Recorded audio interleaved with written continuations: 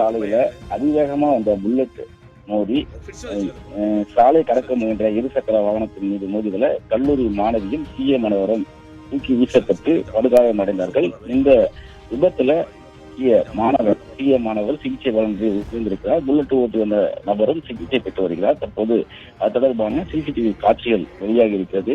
குறிப்பா திருச்செந்தூரை சேர்ந்த ஆண்ட்ரியா என்பவர் தாம்பரத்தில் உள்ள என்சிசி கல்லூரியில் படித்து வருகிறார். இவரும் கல்லூரி சீனியர் மாணவரான ஜனார்த்தனன் என்பவரும் சேலையூர் ஐஎஃப்ஐ சாலையில் இருந்து பூங்காத்தில் டியோ பைக் சாலையை கடக்கும் போது நேராக புல்லட்டில் அதிவேகமாக அந்த மற்றொரு கல்லூரி மாணவரான சஞ்சய் இடித்ததுல 3 நபர்கள் நிலைத்தடுமாறி கீழே விழுந்திருக்கிறார்கள்.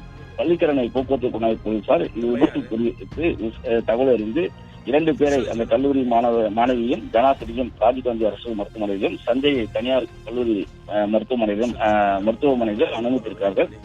இவர்கள் நடத்திய விசாரணையில தான் இந்த சிசிடிவி காட்சிகள் கிடைக்கப்பட்டிருக்கிறது. குறிப்பா ஜனார்த்தனன் புல்லட்டை அதிவேகமாக ஓட்டி வந்ததும் அதே போல இந்த ஐஎஃப்எஸ் சாலை பூங்கா தெருவில் இருந்து டியோ பைக்கில் சாலை கடக்க முயன்ற போது அந்த புல்லட் வாகனம் மோதியதுல தூக்கி வீசப்பட்ட மாணவியின் தலையில் அடிபட்டதும் அதே போல அந்த மற்றொரு கல்லூரி மாணவனான ஜனார்த்தனனுக்கும் தலையில் அடிபட்டு இருவரும் ஆபத்தான நிலையில மருத்துவமனையில் அனுமதிக்கப்பட்ட நிலையில ஜனார்த்தனன் தற்போது உயிரிழந்ததாகவும் தெரிவிக்கப்படுகிறது.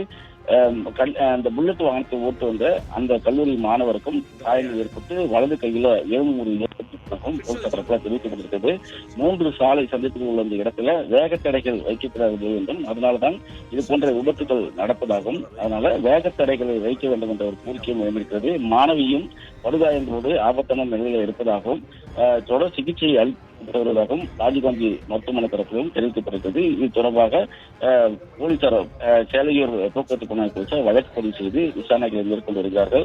ஆண்ட்ரியா சிகிச்சையில் இருக்கக்கூடிய நிலையில ஜனார்த்தன் என்ற மாணவர் சீனியர் மாணவர் உயர்ந்திருக்கிறார். சஞ்சய் என்ற மாணவர் தொடர்ந்து சிகிச்சையில் இருப்பதாகவும் தெரிவிக்கப்பட்டிருக்கிறது. தற்போது தொடர்பான சிசிடிவி காட்சிகளுடன் வெளியாகியிருக்கிறது.